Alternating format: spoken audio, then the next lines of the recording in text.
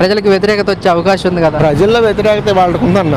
అయితే జగన్మోహన్ రెడ్డి గారు ఏం తప్పేం చేయలే. ఇప్పుడు 11కి మరి పరిమితమైనవి అంటే మరి అదేదో మ్యాజికే జరిగింది. ఇది ఈవీఎం ప్రభుత్వం అని నేను భావిస్తున్నాను, కానీ నా సొంత వ్యక్తిగత భావన. నేనైతే గెలిచారని అనుకోను. ఎందుకంటే ఎక్కువ శాతం ఎస్సీలు కానీ, ఎస్టీలు కానీ, బీసీలు కానీ, మైనారిటీలు కానీ ఎక్కువ జగన్మోహన్ రెడ్డి గారికి సపోర్ట్. ఇవాళకి కూడా మేము అసలు ఓట్లు వేయలేదురా బాబు, అసలు ఎట్ట గెలిచాడో మాకే అనుమానంగా ఉందంటున్నారు. మళ్ళీ ఈ వరదలు వచ్చినాయి. వరదలు వస్తే 360 చిల్లర కోట్లు ఏదో భోజనాలకి ఖర్చు పెట్టామంటున్నారు. అసలు ఏ లెక్క, నాకు 10 రోజులు ఖర్చు పెట్టారు అనుకుందాం, రోజుకి 3 పూటలు ఖర్చు పెట్టారు అనుకుందాం, ఒక్కొక్క ఇంటికి 5 సార్లు ఇచ్చారు అనుకుందాం. అసలు ఎంత ఖర్చు అవుతుంది, అసలు భోజనం ఎంత పడుతుంది, పులిహార ఎంత పడుతుంది? పోనీ ఏదన్నా ఈ దొంగ లెక్కలు ఇవన్నీ.